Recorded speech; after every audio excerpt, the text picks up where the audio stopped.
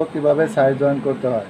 তো বডিটা এইভাবে ধরবো, ধরে সাথে ঠিক দূরে মাথা মিলাবো, মিলানোর পরে পিঠের নিচে দিব, এই পর্যন্ত দিলাম। তারপরে এভাবে রিপের নয়, আমরা পানি করে দিলাম, একটু অনুসার করলাম, তারপরে আবার এভাবে ঘুরাবো, ঘুরা এই সাইডটা ধরবো, এই সাইডটা ধরে ঠিক সেম সিস্টেমে এইভাবে পিঠের নিচে দিয়ে এই পর্যন্ত নিয়ে যাবো।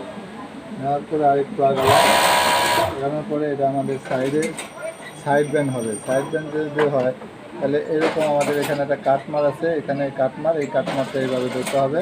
কাটমারটা ধরে এই পর্যন্ত নিয়ে এই কাটমার এখানে নিয়ে এই পর্যন্ত বের করে দিতে হবে। বের করে দেওয়া তারপরে আবার সিঙ্গেল পাটে আবার করতে হবে, সিঙ্গেল পাটে আবার করতে হবে।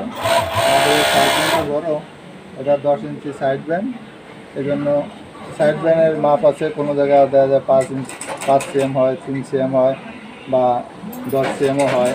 তো আমাদের এখানে ইঞ্চির হিসাব এই জন্য বড়, এখানে 10 ইঞ্চি সাইড ব্যান্ড হবে। এভাবে সাইড মারতে হবে যাতে সাইডে যেন অল্টার না হয়।